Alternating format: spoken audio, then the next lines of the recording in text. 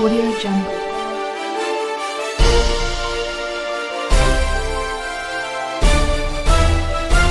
Audio Jungle. మాజీ మంత్రివర్యులు మహేశ్వరం శాసనసభ్యురాలు ఇప్పటిదాకా మీ అందరికీ భరోసానిస్తూ బలాన్ని ఇస్తూ నేనున్నా మీకోసం ఇందిరారెడ్డి గారి మీద ఎంత ప్రేమైతే ఆల్విన్ కాలనీలో ఉండేదో రేపటి రోజున మీకు ఆల్విన్ కాలనీ కాదు శేర్లింగంపల్లిలో ఎక్కడ కష్టం వచ్చినా నేనున్నా అని చెప్పి ధైర్యం ఇచ్చిన మా అక్క శ్రీమతి సబితా ఇందిరారెడ్డి గారు, గౌరవనీయులు మరొక మాజీ మంత్రివర్యులు పెద్దలు మీ నియోజకవర్గంలోనే నివాసం ఉండే అన్న మీకు సుపరిచితుడు అన్న శ్రీనివాస్ గౌడ్ గారు, గౌరవ కుకట్పల్లి శాసనసభ్యులు ఈరోజు ఈ సమావేశానికి నన్ను ప్రత్యేకంగా ఆహ్వానించి అన్న మనం శేర్లింగంపల్లి ముఖ్య నాయకులతో సమావేశం కావాలి అని చెప్పి ఈ సమావేశం ఏర్పాటు చేసిన గౌరవ శాసనసభ్యులు కుకట్పల్లి అనే దానికంటే శేర్లింగంపల్లి మున్సిపాలిటీ మాజీ వైస్ చైర్మన్ గౌరవనీయులు మాధవరం కృష్ణారావు గారు, మరొక మీ నియోజకవర్గ స్థిర నివాసం ఆయన కూడా అక్కడే ఎవరు మన జూబ్లీ శాసనసభ్యులు హైదరాబాద్ బీఆర్ఎస్ పార్టీ అధ్యక్షుడు సోదరులు శ్రీ మాగంటి గోపీనాథ్ గారు, సోదరులు మా తమ్ముడు పట్లోల్ల కార్తీక్ రెడ్డి గారు, గౌరవనీయులు మాజీ కార్పొరేషన్ చైర్మన్ నాగేంద్ర గౌడ్ గారు, సోదరిమణి మన కార్పొరేటర్ భారతీనగర్ మా చెల్లె శ్రీమతి సింధు ఆదర్శ్ రెడ్డి గారు, అదేవిధంగా రోజా రాలేదు బట్ వివేకానంద నగర్ కార్పొరేటర్ గారు మరి శ్రీమతి రోజా గారు, అదేవిధంగా రంగారావు గారు, అదేవిధంగా గచ్చిబౌలి మాజీ కార్పొరేటర్ గారు సోదరులు కొమిరిశెట్టి గౌరవనీయులు కుకట్పల్లి కార్పొరేటర్ గారు జూపల్లి సత్యనారాయణరావు గారు, అన్నగారు తెలంగాణ ఉద్యమం నుంచి శేర్లింగంపల్లిలో ప్రతి కార్యక్రమంలో చురుగ్గా పాల్గొన్న అన్న పురుషోత్తం యాదవ్ గారు, అదేవిధంగా తమ్ముడు రవి గారు, అదేవిధంగా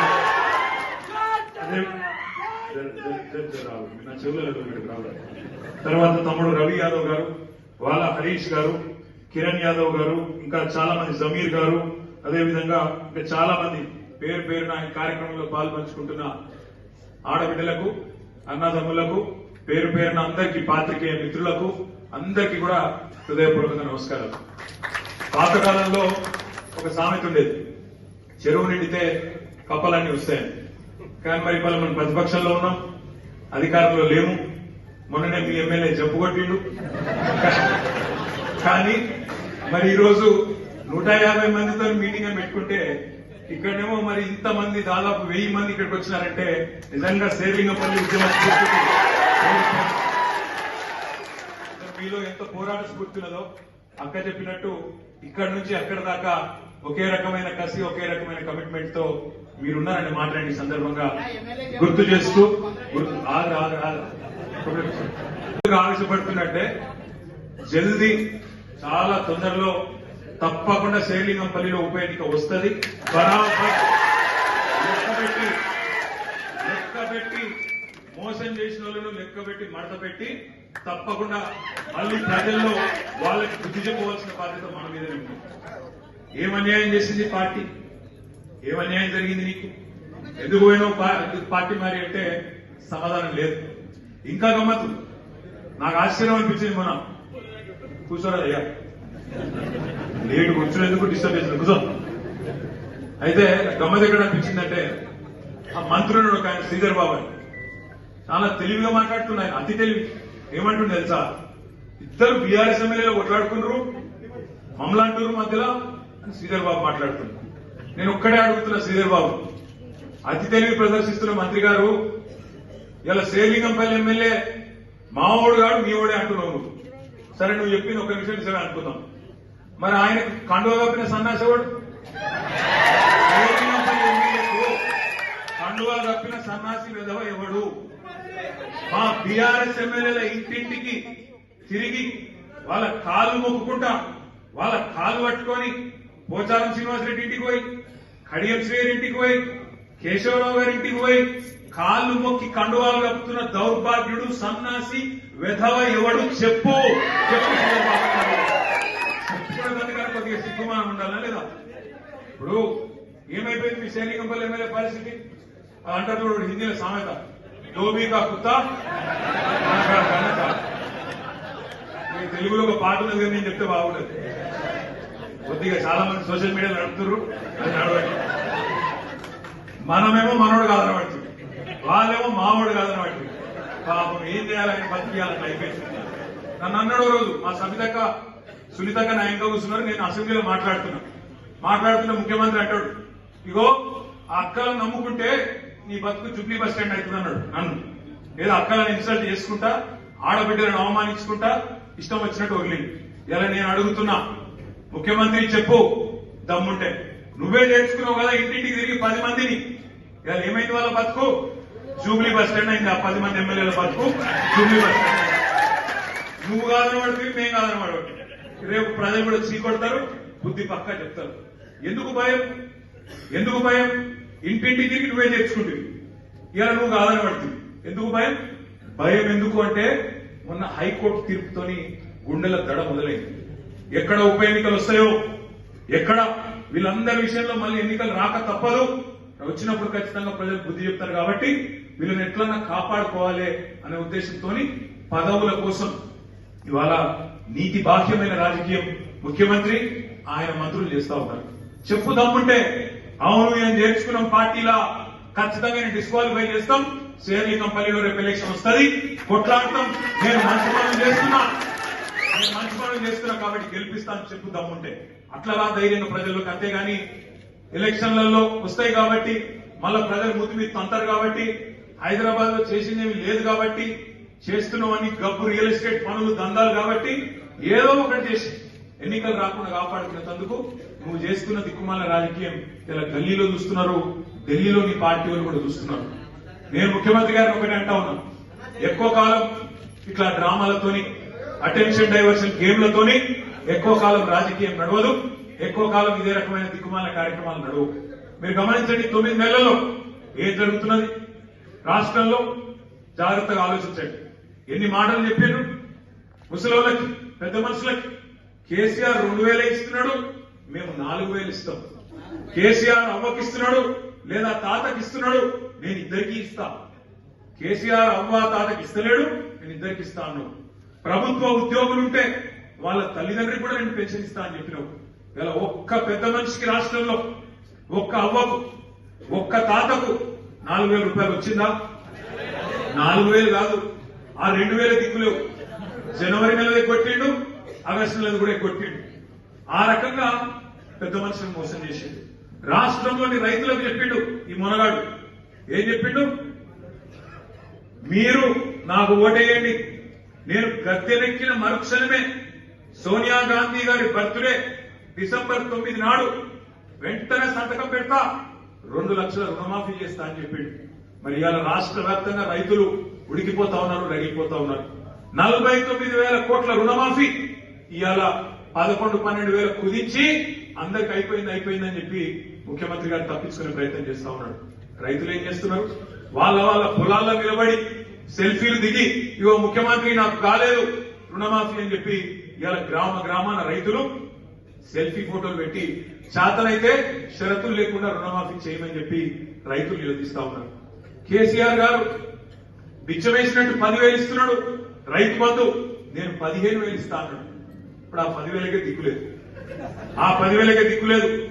రైతు బంధు కాదు, రైతు భరోసా అన్నాడు.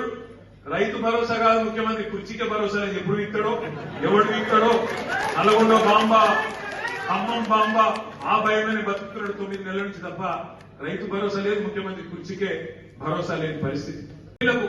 డైలాగ్ కొట్టిండు. కేసీఆర్ 1,00,000 రూపాయలు ఇస్తున్నాడు, నేను తులం బంగారం ఇస్తాను. మరి నేను అడుగుతా ఉన్న ముఖ్యమంత్రి గారు, బతుకమ్మ పండుగ వస్తున్నది, ఇంకొక 10 రోజుల్లో బతుకమ్మ పండుగ వస్తున్నది. నీకు నిజంగా ఆడబిడ్డల మీద ప్రేమ ఉంటే ఇప్పటికే 4-5 లక్షల పెళ్లిళ్ళు అయినాయి నీ ప్రభుత్వం వచ్చినాక 9 నెలల్లో.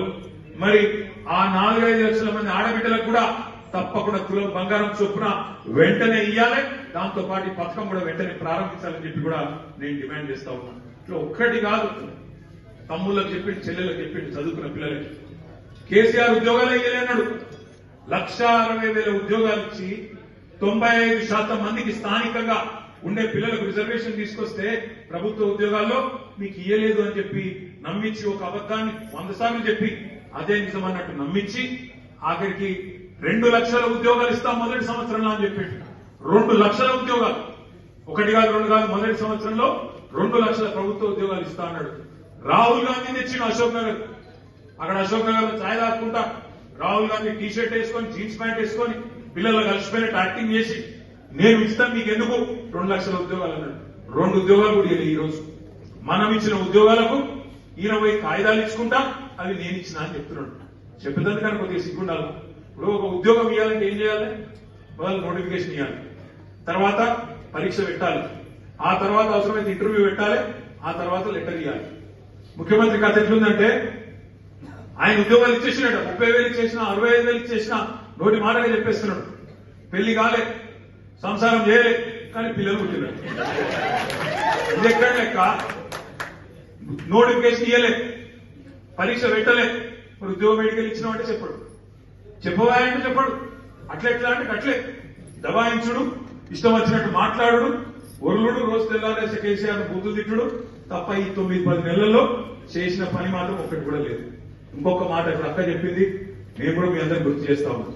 హైదరాబాద్ లో మనం ఒక్క సీట్ కూడా కొలువకుండా, కాంగ్రెస్ ఒక్క సీట్ రాకుండా క్లీన్ స్వీప్ చేసినాం. మీ అందరి దయతో, మీ అందరి ఆశీర్వాదంతో ఒక్కొక్క సీట్ లో ఏం మెజారిటీలో కుత్బుల్లాపూర్లో 85,000, కుకట్పల్లిలో 72,000, అక్క దగ్గర 50,000, మీ శేర్లింగంపల్లి కూడా మొన్న 45,000, మా గోపాల దగ్గర ఎంత వచ్చింది మొన్న మీ మేయాటి 17,000. అంటే ఒక్కొక్క దగ్గర పెద్ద పెద్ద మెజారిటీలతో మరి రాజశేఖర రెడ్డి అల్వాలు నిలబడితే మన మల్కాజ్గిరిలో అక్కడ 50,000, ఉబ్బల్ల 50,000, సుధీరన్నకు అక్కడ 40,000, ఇట్లా లెక్క లేని మెజారిటీలు ఇచ్చి హైదరాబాద్ లో ఏకపక్షంగా మీరు ఓటేసి ఏం చేసిన అందుకే ముఖ్యమంత్రి పగబట్టి హైదరాబాద్ లో నాకు ఓటేది వీళ్ళ సంగతి చెప్పాలని డిసైడ్ అయ్యింది. అవి ఏం చేస్తున్నాడు? హైదరాబాద్ లో ఉండే గరీబులు ఎవరైతే మనకు ఓటేసిండ్రో, ఆటో డ్రైవర్లు కావచ్చు, బస్తీలలో ఉన్నట్టు కావచ్చు, వాళ్ళ మీద పగబట్టి ఇలా వాళ్ళు ఎబ్బడబట్టి. నేను ఒక్క మాట అడుగుతున్నా, దయచేసి ఆలోచన చేయండి. ఈ ముఖ్యమంత్రికి నిజంగానే చిత్తశుద్ధి ఉంటే, నిజాయితీ ఉంటే, వాళ్ళ అన్నగానికి ఒక న్యాయం ఉంటది, గల్లీలలో గరీబులు ఉండే గల్లీలలో ఉండే పేదవాళ్ళకు ఒక న్యాయం ఉంటుందా? వాళ్ళ అన్న తిరుపతి రెడ్డి మీ కాన్స్టిట్యూన్సీనే ఉంటాడు, ఎక్కడ కావు రీల్స్ అదేందో సెటిల్మెంట్లు అడ్డాలి, ఆ సెటిల్మెంట్లు అడ్డా మాదాపూర్లో ఉంటాడు. ఆడ ఉండి సెటిల్మెంట్లు అడ్డా నేను చెప్పలేదు, మీకు పోయిన మీ ఎమ్మెల్యేనే చెప్పిండా, ఆ కథ కూడా చెప్తా ఒక నిమిషం. అయితే ఆ దుర్గం చెరువు ఎఫ్టీఎల్ పరిధిలో తిరుపతి రెడ్డి ఇల్లు కూడా ఉన్నది. తిరుపతి రెడ్డికేమో ఆయన ఇల్లు ముట్టుకోవాలంటే ఆ చుట్టూ పోలీసు వాళ్ళు రక్షణ, ఆయన మొత్తం అంగరక్షణ, చుట్టూ మంది, బలగం, అర్ధబలం, అంగబలం అన్ని ఉన్నాయి. తిరుపతి రెడ్డి ముట్టాలంటే మన అధికారి ఉంటాడు, ఊస్తే పోతాడు కదా, అందుకే తిరుపతి రెడ్డి ముట్టారు. ఏం చేస్తారు తిరుపతి రెడ్డికి? అన్నా నీకు నోటీస్ ఇస్తున్నా, నీ దగ్గరికి కూడా రాను, ఇయ్యకపోతే వాళ్ళు తిరుగుతారు టీఆర్ఎస్ వాళ్ళు, కాబట్టి నీకు నోటీస్ ఇస్తా, నువ్వు కోర్టుకు పో, నువ్వు పోయి తెచ్చుకో, ఏదో కింద మీద పడి ఒక ఆయుధం తెచ్చుకో, దాన్ని పెట్టుకొని నిన్ను ముట్టా అని చెప్తారు. అదే గరీబ్ అంటున్నాడు అనుకో, తెల్లారి 3 గంటలకు కూడా రోజులు వస్తాయి ఇంటికి. పిల్లగాళ్ళకి మేము పుస్తకాలు తీసుకుంటాం సార్, మేము పడుకోవాలంటే దయ ఉండదు. ఆడోళ్ళు మరే అన్నం ఉడకబెట్టిన అయ్యా పక్క తీసుకుంటాం, బియ్యం పక్కకు తీసుకుంటామంటే దయ ఉండదు. గరీబ్ వాళ్ళు చెప్పులు ఉట్టుకునే దుకాణాలు ఉంటే వాళ్ళని తీసుకెళ్లి రోడ్డు మీద పడేస్తారు, బిల్డింగ్లు నిర్దాక్షిణ్యంగా కొలగొడతారు. అదే తిరుపతి రెడ్డికి ఒక న్యాయం పెద్దోనికి, పేదవానికేమో బుల్డోజర్లతోని, అది కూడా కోర్టు పని చేయని శనివారం ఆదివారం వచ్చి సాయంత్రం పూట పొద్దున పూట వచ్చి కూలగొట్టి నిర్దాక్షిణ్యంగా రోడ్ల మీద పడేస్తా ఉన్నాడు. నేను ఒక్కటే అడుగుతా ఉన్నాను, 10 ఏళ్ళు మనమేమో పాలిటిక్స్ ఆఫ్ కన్స్ట్రక్షన్ చేసినాం, మనం కన్స్ట్రక్షన్ చేసినాం, నేనేమో డిస్ట్రక్షన్ చేస్తాను. మనం ఏం కన్స్ట్రక్షన్ చేసినాం? ఇప్పుడు అక్క చెప్పింది, ఒక్క శేర్లింగంపల్లి నియోజకవర్గంలో దాదాపు 10-12 వేల కోట్ల రూపాయలు ఖర్చు పెట్టి వాటర్ ట్యాంకులు కట్టినాం, ఫ్లైఓవర్లు కట్టినాం, అండర్ పాస్లు కట్టినాం, లింక్ రోడ్లు వేసినాం, కొత్త రోడ్లు వేసినాం, అదేవిధంగా ఇల్లు కట్టినాం, 1 లక్ష డబుల్ బెడ్రూమ్ ఇల్లు కట్టినాం హైదరాబాద్ లో, ఎస్టీపీలు కట్టినాం. ఇట్లా మంచి పనులు చేసుకుంటూ మనము మంచి పనులు చేసుకుంటూ పోయాం. వీళ్ళు ఏం చేస్తున్నారండి? ఒక్క పని మంచి పని చూపెట్టండి నాకు 9-10 నెలలు హైదరాబాద్ లో. ఏమున్నా ఇది కొడతా అది కొడతా, ఆ బిల్డర్లు పిలుస్తా, ఈ బిల్డర్లు పిలుస్తా, మా దగ్గర పైసలు గుంచుతా, మీ దగ్గర పైసలు గుంచుతా, మాకు తెలిసిందే కదా దందా, రియల్ ఎస్టేట్ దందా. ఇది తప్ప చేసిన మంచి పని ఒకటి ఉందా? నేను అడుగుతా ఉన్నా. ఇవాళ పెద్ద పెద్ద మాట ఇచ్చిన పర్మిషన్ ఇచ్చిన వాటికి వాళ్ళ మీద తీసుకో దమ్ముంటే యాక్షన్. ఎవరు పర్మిషన్లు ఇచ్చిండ్రో పేదవాళ్ళ కడుపు కొట్టుడు కాదు, పేదవాళ్ళను గుంజుడు కాదు. దమ్ముంటే పర్మిషన్ ఇచ్చిన వాళ్ళు తీసుకో. ఎవరు పర్మిషన్ ఇచ్చింది? కాంగ్రెస్ గవర్నమెంట్ కాదా? ఇలా పెద్ద పెద్ద మాటలు మాట్లాడుతున్నావు. హైదరాబాద్ లో ఎన్ని చర్యలు ఉంటే ఎన్ని మాయమైంది. మాయం చేసిన వాళ్ళు నీ కాంగ్రెస్ వాళ్ళు కాదా? మన నాగార్జున కొట్టిపోయి కొట్టిన పర్మిషన్ ఇచ్చిందే నీ కాంగ్రెస్ వాళ్ళు కాదా? కట్టిందే నీ కాంగ్రెస్ గవర్నమెంట్ 2007 8లో. మేము తర్వాత నోటీస్ ఇస్తే హైకోర్టుకు పోయి ఆయన స్టే తెచ్చుకున్నాడు కాబట్టి మనం ముట్టలేదు. ఇక ఎట్లా మాట్లాడతారంటే ఒక్కొక్కరు కాంగ్రెస్ వాడు మనమాట 10 ఏళ్ల మొత్తం ఆక్రమణలు ప్రోత్సహించినమాట ఈ సిపాయిలు వచ్చి కాపాడుతున్నాడు. ఏమన్నా సిగ్గుండాలి. తవ్వుతే మొత్తం నీ వాళ్ళే వెళ్తారు. కుంభకోణాలు లంబకోణాలు చేసిందంతా నీ కాంగ్రెస్ వాళ్ళే వెళ్తారు. ఇలా నేను చూస్తున్నా. కొట్టు ఎప్పుడు కొడతావు? కొట్టు. పట్నం మహేందర్ రెడ్డికి ఇస్తుంది ఎప్పుడు కొడతావు? కొట్టు. నీళ్ళలో కట్టిండు కదా, కొట్టు. పొంగులేటి శ్రీనివాసరెడ్డి ఫామ్ హౌస్ కొట్టు. నీ ఎమ్మెల్యేలే కొట్టు మొదలు దమ్ముంటే. నీ ఎమ్మెల్యేలు, నీ ఎంపీలు, పెద్ద పెద్ద నాయకులు ఎవరైతున్నారో మొదలు వాళ్ళకి కూలగొట్టినాక నువ్వు పేదవాళ్ళ మీదకి రా. అంతేగాని పేదవాళ్ళ మీద వీళ్ళకి ఎవడు అండగలేడు, ఎవడేం చేస్తాడు, వీళ్ళకి గుంజి బజార్లు వేస్తా. ఈయనకు సబ్జెక్ట్ తెలియదు. తెలంగాణలో శిఖం పట్టాలని ఉంటాయి, చెర్లల పట్టాలు కూడా ఉంటాయి. ఆ శిఖం అంటే ఏంటంటే ఎక్కువ ఫసలు పట్టాలు అంటారు, శిఖం పట్టాలు అంటారు.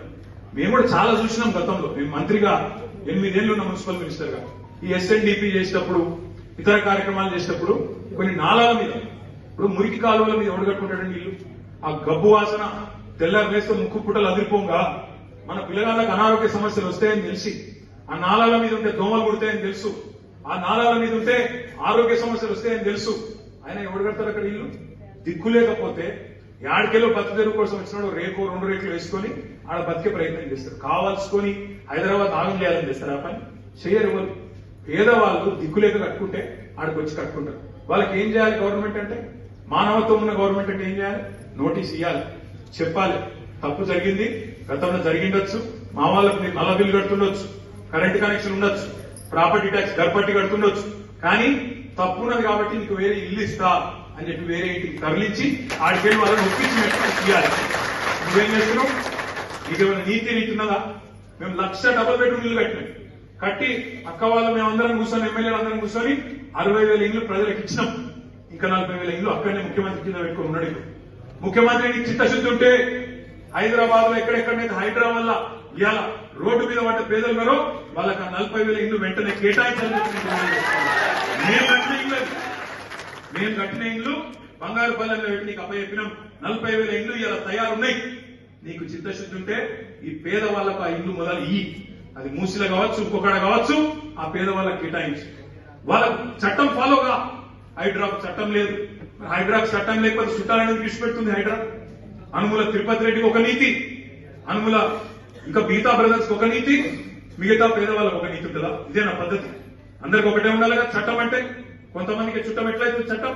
అందుకే నేను అడుగుతా ఉన్నా, హైడ్రా బాధితుల విషయంలో కూడా తప్పకుండా బీఆర్ఎస్ పార్టీ మా నగర శాసనసభ్యులతో ఒక సమావేశం పెట్టుకుంటాం. ఏ రకమైన నీతి అవలంబించాలి, ఏ రకంగా పేదవాళ్ళకు అండగా ఉండాలనే దాని మీద పెద్దలు కేసీఆర్ గారి డైరెక్షన్ కూడా తీసుకుంటాం. తీసుకొని మీకు అండగా నిలబడే ప్రయత్నం సంపూర్ణంగా చేస్తామనే మాట కూడా హైదరాబాద్ లో పేదలందరికీ నేను విజ్ఞప్తి చేస్తాను. శాతనైతే ముఖ్యమంత్రి గారు మాకంటే ఎక్కువ పని చేయి, హైదరాబాద్ మాకంటే ఎక్కువ ఫ్లైఓవర్లు కట్టు, మాకంటే ఎక్కువ మెట్రో కట్టు. మేము 69 కిలోమీటర్లు కట్టినాం, నీకు శాతనైతే ఒక 150 కిలోమీటర్లు కట్టి చూపెట్టు. శాతనైతే మేము 1,00,000 డబుల్ బెడ్రూమ్ ఇల్లు కట్టినాం, నువ్వు 4 లక్షలు కట్టి మేము వద్దటలేదు. మంచి పని చేయి. కానీ ఈ రకంగా విధ్వంసం చేసి ప్రజలను బెదిరిస్తా, నాకు ఓటేయలేదు కాబట్టి పగబడతా అంటే మాత్రం కుదరదు. బీఆర్ఎస్ పార్టీ చూసుకుంటూ ఊరుకోదు. మనం ఎన్ని పనులు చేసినామో ప్రజల ముందున్నాయి కాబట్టే మనం వాళ్ళకి గెలిచొచ్చినాం. ఆయన అంటాడు కేసీఆర్ ఆనవాళ్ళు దుర్చేస్తా అంటాడు. చూడండి, చుట్టూ చూడండి, హైదరాబాద్ ఎక్కడైనా సరే ఒక చూస్తే కేసీఆర్ గుర్తొస్తాడు. పక్కకు పోయి డాక్టర్ బాబాసాహెబ్ అంబేద్కర్ 125 అడుగుల విగ్రహం చూస్తే కేసీఆర్ గుర్తొస్తాడు. పక్కన పోలీస్ కమాండ్ కంట్రోల్ సెంటర్ కు పోతే కేసీఆర్ గుర్తొస్తాడు. హైదరాబాద్ లో కట్టిన 36 ఫ్లైఓవర్లు, మీ దుర్గం చెరువు కేబుల్ బ్రిడ్జ్ తో సహా ఎక్కడికి పోయినా కేసీఆర్ గుర్తురాని సందర్భం ఉండదు అని మాత్రం. కేసీఆర్ ఆనవాళ్ళు లేకుండా చేయాలంటే బాబు చిట్టినాయుడు కేసీఆర్ అనామా లేకుండా చేయాలంటే తెలంగాణ లేదంటే కేసీఆర్ అనేటాన్ని మర్చిపోతారు. తెలంగాణ ఉన్నంత కాలం చిట్టినాయుడు గారు ఎంత ప్రయత్నం చేసినా కేసీఆర్ గారిని మలిపించే సత్తా మాత్రం ఉండదు. నేను చిట్టినాయుడు కథ ఎందుకు చెప్తున్నా అంటే నాకు ఎవరో కాదు మీ ఎమ్మెల్యేనే చెప్పిండు. రోజు ఒక కథ చెప్తాం మీకు. ఒకరోజు ఆదిలాబాద్ కి సంబంధించి ఒక మన నాయకురాలు, సీనియర్ నాయకురాలు నాకు ఒక 4-5 నెలల కింద నా దగ్గరికి వచ్చిందాను. వచ్చి అన్నా జర మీరు అర్జెంట్ గా శేర్లింగంపల్లి ఎమ్మెల్యేకి ఒక ఫోన్ చేయాలి అని. ఎందుకమ్మా? మావాడు అయ్యప్ప సొసైటీలో ఒక బిల్డింగ్ కడుతున్నానా, ఆడ ఈ జిహెచ్ఎంసీలో చాపురట, ఎమ్మెల్యే చెప్తే ఇంటారట, జర ఒక ఫోన్ చేయన్నా అని వచ్చి నేను ఫోన్ చేసిన. అప్పుడు ఎమ్మెల్యే మన పార్టీలో ఉంది. ఫోన్ చేసి ఆయన ఏం చెప్పిండు ఎరికైనా, సార్ జిహెచ్ఎంసీలు కాదు, పాడు కాదు, అదంతా ఇక్కడ తిరుపతి రెడ్డి ట్యాక్స్ నడుస్తుంది సార్ అయ్యప్ప సొసైటీలో. ఒక్కొక్క స్లాబ్ అక్కడ 500 గజాల లోపల అయితే 10 లక్షలు ఇవ్వాలి, 500 గజాల పైన 1000 గజాల లోపల ఉంటేనేమో 18 లక్షలు ఇవ్వాలి సార్. ఇది తిరుపతి రెడ్డి ట్యాక్స్. జిహెచ్ఎంసీ వాళ్ళు స్వయంగా చెప్తున్నారు, అక్కడ ఎవరైనా పోతే తిరుపతి రెడ్డి కాడికి పోండి, ఆడికి ఫోన్ వస్తే మేము ఊకుంటాము, లేకపోతే కూలగొడతామని చెప్తున్నారు సార్. ఇది మీ ఎమ్మెల్యేనే చెప్పి నాకు ఎవడో చెప్తే నిజమా నేను? అవును సార్ నిజం సార్, మాదాపూర్లో ఆఫీస్ ఉన్నది, ఆయనే నడిపిస్తున్నాడు, మీకు కావాలని మాదాపూర్ ఆఫీస్ కాడికి తిరుపతి రెడ్డి ఆఫీస్ కాడికి పోతే రోజుకో 200 మంది కనబడతారు సార్ అని నేను అడిగిన. వాడు ఏమైనా ఎమ్మెల్యేనా, ఎంపీ, మంత్రి, వాని టికెట్ ఎత్తుకుంటారా నేను అన్నా. ఇక అట్లా నడుస్తుంది సార్, ఏం చేయాలి? మొత్తం చిట్టినాయుడు వాళ్ళ 7 అన్నదమ్ముల రాజ్యం నడుస్తుంది మొత్తం. మీ ఎమ్మెల్యే అనగనగా ఒక చిట్టినాయుడు గారు, ఆ చిట్టినాయుడు గారికి 7 అన్నదమ్ములు. ఇక తలా దిక్కు అంచుకున్నారు. తిరుపతి రెడ్డి అయ్యప్ప సొసైటీ మీద పడ్డాడు, కొండలరెడ్డి కొండల మీద పడ్డాడు, జగదీష్ రెడ్డికి సడన్ గా 1000 కోట్లు వచ్చినాయి, ఆయన 1000 కోట్లు పెట్టుబడి పెడతారంట తెలంగాణలో. ఇంకో బామ్మకి 1337 కోట్ల కాంట్రాక్ట్ నిన్న ముఖ్యమంత్రి గారు ఆయన డిపార్ట్మెంట్ లో ఇచ్చిండు. ఇక మొత్తం ఎక్కడికక్కడ స్వైర విహారం చేస్తా ఉన్నారు. ఇక్కడికి వచ్చిన మా అన్నదమ్ములు నేను అడుగుతా ఉన్నాను, రంగారెడ్డి జిల్లా బిడ్డలు కానీ మేడ్చల్ బిడ్డలు కానీ నేను అడుగుతా ఉన్నాను, ఇలా హైదరాబాద్ లో రియల్ ఎస్టేట్ ఎట్లుంది? అయిందా? తెలుసు. రంగారెడ్డి జిల్లా వాళ్ళకి, మేడ్చల్ జిల్లా వాళ్ళకి, హైదరాబాద్ చుట్టూ జిల్లాల వాళ్ళకి తెలుసు. ఎందుకు డమాలంటున్నది ఒక్కడే ఒక కారణం, ఈ ముఖ్యమంత్రి ఈయన చేస్తున్న ఘాతకాలు, ఈయన కుటుంబ సభ్యులు చేస్తున్న సెటిల్మెంట్లు, భూ దందాలు, బిల్డర్లను బెదిరించుడు, హైడ్రా పేరు మీద వసూళ్లు, ఈ కార్యక్రమాలన్నీ ఒక్కొక్కటిగా బయటికి వస్తాయి. ముఖ్యమంత్రి గారు ఏం సంబరపడుతున్నట్టే, నాకు ఒక బుక్కకారు దొరికింది, పైన రాహుల్ గాంధీ పిలుస్తున్నాడు, ఇప్పటికి 22 సార్లు వచ్చిందంటే ఢిల్లీకి. నేను చేసిన అతి గొప్ప పని ఏంటంటే 9-10 నెలల్లో 22 సార్లు ఎక్కే విమానం, దిగే విమానం, చేసింది మాత్రమే లేదు. గట్లున్నది కదా. ఒక్క కొత్త పథకం లేదు, పెన్షన్ పెంచింది లేదు. పక్క రాష్ట్రంలో చంద్రబాబు నాయుడు గారు మొన్న ముఖ్యమంత్రి అయిన వారం రోజుల లోపలే చంద్రబాబు నాయుడు పెన్షన్ పెంచిండు. మరి 10 నెలలు అయింది, నీకెందుకో పెంచేస్తలేదు, నీకెందుకో ఇచ్చిన మాట యాదికి లేదు. 100 రోజులు చేస్తానా లేదా? 100 రోజులు అన్నాడా? చేస్తున్నాడా? చేస్తలేడు. అందుకే నేను మీ అందరితో ప్రార్థించేది ఒకటే, మనకు తాత్కాలికంగా కొంత ఇబ్బంది ఉండొచ్చు, ఎమ్మెల్యే వేయండి కావచ్చు, గెలిపించిన కార్పొరేటర్లు కూడా కొంతమంది జంపు కావచ్చు, మీకు బాధ ఉండొచ్చు, కొంత ఇబ్బంది ఉండొచ్చు. కానీ నేను మిమ్మల్ని కోరేది ఒకటే, ఎలక్షన్లు వస్తాయి, మళ్ళా అల్టిమేట్ గా ప్రజాస్వామ్యంలో అవి కార్పొరేషన్ ఎన్నికలు వస్తాయి. అదేవిధంగా శేర్లింగంపల్లి ఉప ఎన్నిక కూడా ఖచ్చితంగా వస్తుంది, మమ్మాటికి వస్తుంది. మీ దానికెళ్ళే కొత్త వాళ్ళు ఎవరు రారు, మీ దానికెళ్ళే ఒకరు తప్పకుండా ఎమ్మెల్యే అవుతారనే మాట. కార్పొరేటర్లు కూడా 10 మందిని, చాకులు లాంటి కార్యకర్తలను, చాకులు లాంటి నాయకులను, పోయిన జాగాలు కూడా 10 మందిని తప్పకుండా కొత్త కార్పొరేటర్లను చేసే జిమ్మెదారు కూడా పార్టీని మేమందరం కూడా తీసుకుంటాం. ఇప్పుడే అక్క చెప్పింది, సబితక్క చెప్పింది, కృష్ణారావు గారు చెప్పినారు, మిగతా సోదరులు కూడా వేదిక మీద ఉన్న వాళ్ళందరం మీకు ఒకటే మాటిస్తా ఉన్నాం. శేర్లింగంపల్లిలో ఇంకొకడ హైదరాబాద్ లో ఎక్కడ మీకు కష్టం వచ్చినా, ఎక్కడ మీకు ఇబ్బంది వచ్చినా క్షణాల మీద, ఎందుకంటే అందరం హైదరాబాద్ లో ఉంటాం, క్షణాల మీద మీ దగ్గర గురికొస్తాం. తప్పకుండా అన్ని రకాలుగా మీకు అండగా ఉండే బాధ్యత మాది. అది హైదరాబాద్ కావచ్చు, ఇంకో బాధ కావచ్చు, ఏ బాధ ఉన్నా ఒక్క ఫోన్ కాల్ తో గురికొస్తాం. కొత్త కంపెనీలు కూడా వేసుకుందాం, కొత్త డివిజన్ కంపెనీలు వేసుకుందాం. కొత్తగా పార్టీ నిర్మాణం కూడా పోయినరు ఉన్నోళ్లతో మంచిగా పకడ్బందీగా నిర్మాణం చేసుకుందాం. కానీ కొంతమంది చెప్పంపుతున్నారు, ఇప్పుడే కృష్ణ చెప్తున్నాడు, తప్పు చేసామన్నా మేము ఇలా పోయి బేకారైపోయింది కథ, మేము కూడా వస్తాం, మమ్మల్ని కూడా క్షమించండి, చేర్చుకోవడానికి కొంతమంది చెప్పంపుతున్నారని చెప్పాడు. చూద్దాం, వాళ్ళు నిజంగానే బుద్ధిమంతులు, ఎవరైనా బుద్ధిమంతులు ఉంటే చూద్దాం. ఇక బుద్ధిహీనులు పనికిరానోడు మన ప్రజల ఆల్రెడీ ఖర్చు అయిపోయింది అని అనుకుంటే ఇడిచిపెడదాం. కానీ ఒకటి మాత్రం పక్క ఇవాళ రాష్ట్రం మొత్తంలోని ప్రజలు నిన్న మీరు చూసినారు. ఒక ముస్లిం సోదరుడు మాట్లాడుతున్నాడు నిన్న సోషల్ మీడియాలో, అన్నా కేసీఆర్ అన్నా आप याद आ रहे हमारे को, आप जल्दी वापस आओ, कहां भी है आप जल्दी आना वापस, मैं ये लोग बहुत सता रहे हमारे को అని చెప్పి నిన్న ఒక ముస్లిం సోదరుడు మాట్లాడుతూ ఉన్నాడు. ఒక సోదరుడు జేసీబీ వచ్చి బుల్డోజర్ వచ్చి ఆయన కొట్టేస్తుంటే, ఇల్లు కొట్టేస్తుంటే ఆయన గట్టిగా ఆక్రందన చేస్తున్నాడు. అన్నా కేసీఆర్ అన్నా నువ్వు రావాలి, ఎక్కడున్నా మమ్మల్ని కాపాడాలని చెప్తా ఉన్నాడు. రాష్ట్రం మొత్తంలోని ప్రజలు కూడా కేసీఆర్ తిరిగి రావాలి అని చెప్పే రోజు ఎక్కువ దూరం లేదు. తప్పకుండా సంగతి వస్తుంది. మళ్ళీ పేదల కండగా, మళ్ళీ హైదరాబాద్ ప్రజల కండగా బీఆర్ఎస్ ఉంటది. ఈ గులాబీ కండు అనే 10 ఏళ్లు ప్రాంతీయ విద్వేషాలు లేకుండా, ఆంధ్ర తెలంగాణ ఫీలింగ్ లేకుండా, ఏ ఫీలింగ్ లేకుండా, ఎట్లా అయితే 9.5 ఏళ్లు ఒక్క చిన్న గొడవ లేకుండా, చిన్న ఇరిటేషన్ లేకుండా, కర్ఫ్యూ లేకుండా, కల్లోలం లేకుండా, హిందూ ముస్లిం పంచాయతీ లేకుండా అన్నదమ్ముల్లాగా ఎట్లయితే హైదరాబాద్ బతికినమో భవిష్యత్తులో కూడా అట్లే ఉందాం. పేదవాళ్ళను కడుపులో పెట్టుకొని చూసుకుందాం, వాళ్ళని కాపాడుకుందాం, పెద్దవాళ్ళను పెట్టుబడిదారులను కూడా తెలుసుకుందాం. తద్వారా ఐటీ విస్తరణ కావచ్చు, ఇంకోటి కావచ్చు, అది మన వల్లనే సాధ్యమైతే తప్ప ఈ చిట్టినాయుడు వంటి కంపెనీ వల్ల మాత్రం కాదు అనే మాట కూడా మళ్ళొకసారి మీకు తెలియజేస్తూ ధైర్యంగా ఉండండి. డివిజన్ల వారీగా కార్యక్రమాలు తీసుకుందాం. మళ్ళా సేదింగపల్లిలో కూడా డివిజన్ల వారీగా మీటింగ్లు పెట్టుకుందాం. మీ అందరికీ ఇప్పుడు కృష్ణారావు గారు సవితక్క భోజనం కూడా ఏర్పాటు చేసినారు. తప్పకుండా అందరూ భోజనం చేయండి. తర్వాత నేను ఇక్కడ ఉంటే ఎక్కడ పోను, మంచిగా డివిజన్ల వారీగా అందరం ఫోటోలు దిగుదాం, మాట్లాడుకుందాం.